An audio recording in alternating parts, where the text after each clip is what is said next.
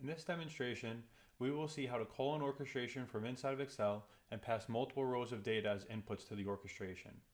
We're going to begin by clicking on the JDExcelerator menu and coming to the Select Orchestration section of the ribbon. In here, I'm going to expand the combo box and I'll see a list of all of the personal orchestrations that I've been working on, as well as the shared orchestrations that have been published to me. For this demonstration, I'm going to select the first row, which adds a new address book record into JD Edwards. I'll click the Create Template button, and we'll see the worksheet is updated with some information about the orchestration. The green columns indicate the inputs to the orchestration.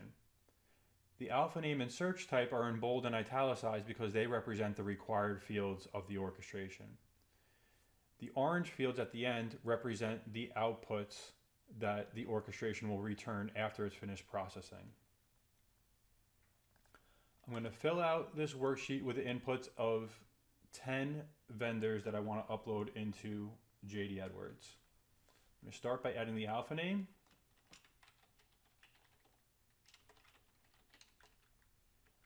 Then I'll add the search type, the address line 1,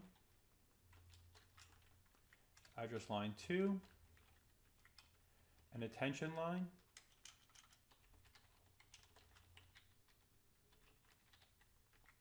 a city, and a zip code. Now that the first row is created, I can take this and copy it down to create a total of 10 vendors to load into JD Edwards.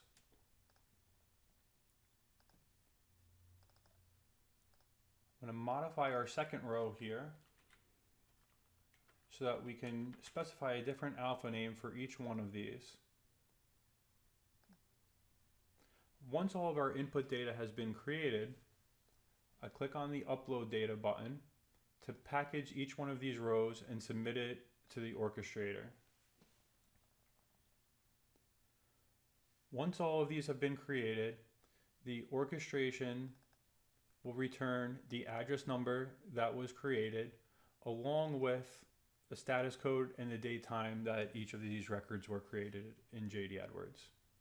To verify, I'm going to go into JDE and make sure that all of these records were created with these address numbers.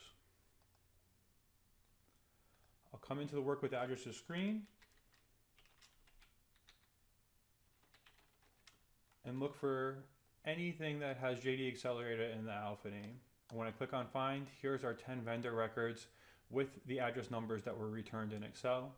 And if I go into one of these and I look at the mailing information, it's populated with the vendor information that we had created in Excel.